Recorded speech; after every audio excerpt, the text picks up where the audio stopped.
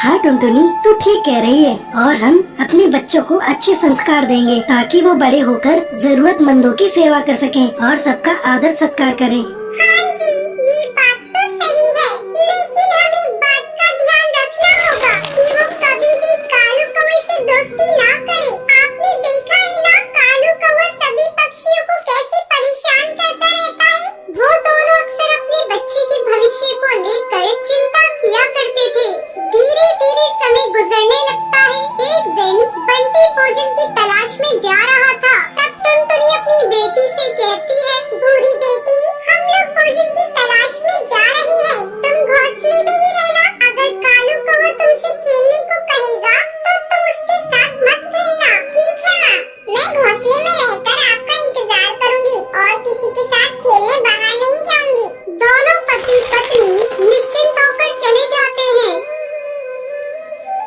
उनके जाने की थोड़ी देर बाद कालू कौवा वहाँ आता है। भूरी, अरे ओ भूरी, ये ले, मैं तेरे लिए मूंगफली लेकर आया हूँ, जरा खाकर तो देख, ये कितने स्वादिष्ट है। तब भूरी कहती है, कालू कौवा भैया, तुम यहाँ से चले जाओ, मैं मूंगफली नहीं खाऊंगी। मेरी माँ ने मुझे तुमसे बात करने को मना किया है। ये सुनकर कालू कौवे को बहुत गुस्सा आता है, लेकिन वो अपने गुस्से पर काबू करके भूरी से गिलास पानी मांगता है। भूरी संस्कारी चिड़िया थी, वो कालू कौवे को ठंडा पानी पीने को देती है। पानी पीकर कालू कौवा भूरी की खूब पिटाई करता है और कहता है, अपनी माँ को बता देना कि तेरी ये हालत मैंने की है। तेरे माँ बाप मेरा कुछ नहीं बिगाड़ पाएंगे। इतना कहकर कालू कौवा वहाँ से चला जाता है। भूरी दर्द से करहा रही थी। शाम को जब टुनटुनी चिड़िया और बंटी कबूतर घर आते हैं तो अपनी बेटी की हालत देखकर घबरा जाते हैं। भूरी अपनी माँ को सारी बात बताती है। तब टुनटुनी गुस्से में कालू कौवे के घर जाती है। उस समय कालू कौवे का पिता कड़कनाथ घोंसले के बाहर ही बैठा था।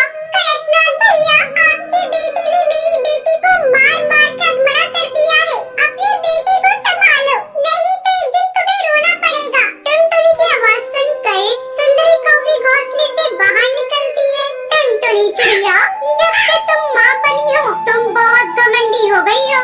मेरा बेटा तुम्हारी आंखों में चुभने लगा है। ये देखो, मेरा बेटा बैठकर पढ़ाई कर रहा है, कल उसका इम्तिहान है। तुम्हारी बेटी झूठ बोल रही है। अब जाओ यहाँ से। अगर तुमने दोबारा मेरी बेटे की शिकायत की तो मुझसे बुरा कोई नहीं होगा। इस घटना के कुछ दिनों तक कालू कौवा शांत रहता है। एक दिन जब वो खेलने जा रहा था तो वो देखता नहीं पा रहे थे जिससे वो अपने घोंसले की मरम्मत करा सके।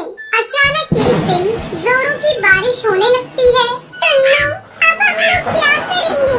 देखो ना कितनी तेज बारिश है। मुझे तो बहुत डर लग रहा है इस घोंसले में, कहीं कोई अनहोनी ना हो जाए। हमारी बेटी भी डर से बार बार रोई जा रही है। देखो, जोरों से बिजली चमक रही है और बादल भी गरज रही है। मुझे तो बड़ा डर लग रहा है। टुनटुनी, डरो मत, जरूरी सामान बांध लो और चलो, बारिश रुकने तक भाई के घर चलते हैं। उसका घर पक्का है, वहाँ किसी बात का डर नहीं होगा। हाँ जी, आप बात तो सही कह रहे हैं। लगता है हमें भैया के घर ही चलना पड़ेगा, वही ठीक रहेगा। यहाँ रहने से तो अच्छा है। बेटी उठ, चल ताऊ जी के यहाँ चलते हैं। टुन्नू अपने बड़े भाई बंटी कबूतर के घर पहुँचता है और दरवाजा पीटने लगता है। भैया, जल्दी दरवाजा खोलो, हम लोगों के ऊपर मुसीबत आ गई है। इतनी रात गई, कौन आ गया कमबख्त? आ रहा हूँ भाई, आ रहा हूँ। क्यों बार बार दरवाजा पीटे जा रहे हो? तोड़ दोगे क्या?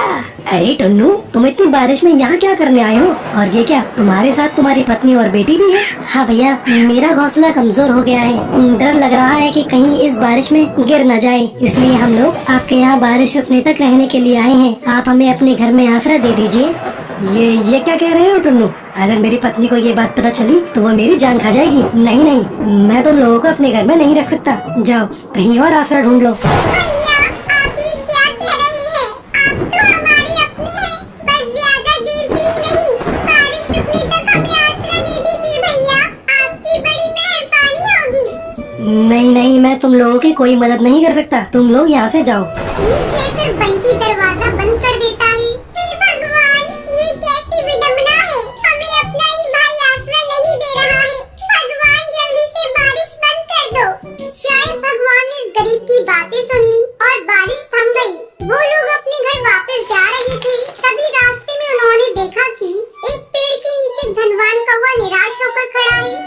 भाई साहब, आप यहाँ उदास क्यों खड़े हैं? भाई साहब क्या हुआ?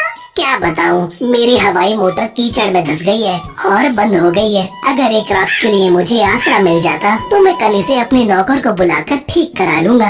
अगर ऐसी बात है साहब तो मेरे घर चलिए, लेकिन मेरा घर टूटा फूटा है। अगर आपको ठीक लगे तो आप एक रात गुजार लीजिएगा। अरे बहन, आप कैसी बातें करती हैं? घर टूटा फूटा हो या पक्का हो, आप मुझे अपने घर में आसरा दे रही हैं, यही बहुत बड़ी बात है। और आपसे तो मेरी जान पहचान भी नहीं है। ये कहकर फिर वो सभी टुनटुनी के घर की तरफ उड़ जाते हैं और कड़कनाथ सेठ एक रात टुनटुनी के घर गुजारता है और अगले दिन जाते समय वो कौवा टुन्नू को अपना कार्ड देता है। ये लो मेरा कार्ड, मेरी बहुत बड़ी फैक्ट्री है, मैं आपको वहाँ पर मैनेजर की नौकरी देता हूँ। आप जैसे नेक और ईमानदार पक्षी कम ही देखने को मिलते हैं। जितनी जल्दी हो सके आप आकर वहाँ पर काम संभाल लीजिए, मैं आपका इंतजार करूँगा। टुन्नू ये बात सुनकर खुश हो जाता है और 1-2 दिन के अंदर ही टुन्नू शहर जाकर सेठ की फैक्ट्री जाता है। टुन्नू, ये लो तुम्हारे नए घर की चाबी। फैक्ट्री के पास के पेड़ पर मैंने तुम्हारा नया घोंसला बनवा दिया है, तुम आज से वहीं रहोगे। और हाँ, अपनी पत्नी को भी यहीं बुला लो। ये खबर जब टुनटुनी को पता चलती है तो वो अपनी बेटी को लेकर शहर आती है और वो सभी खुशी खुशी रहने लगते हैं।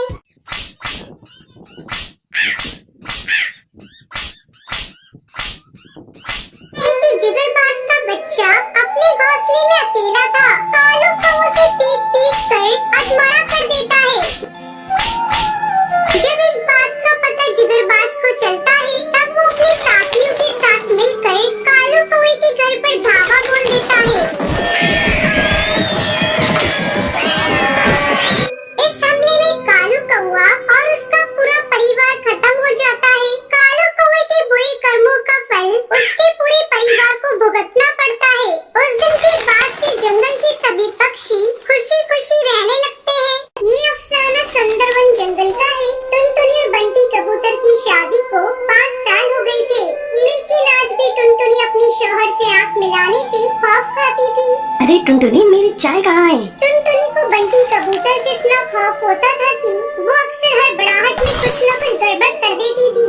जैसे आज भी उसने बंटी कबूतर को चाय देते वक्त चाय का कप बंटी कबूतर पे गिरा दिया। अरे जला दिया। भगवान, कैसी बीवी दी है तुमने मुझे। एक भी काम ये चिड़िया कायदे से नहीं करती।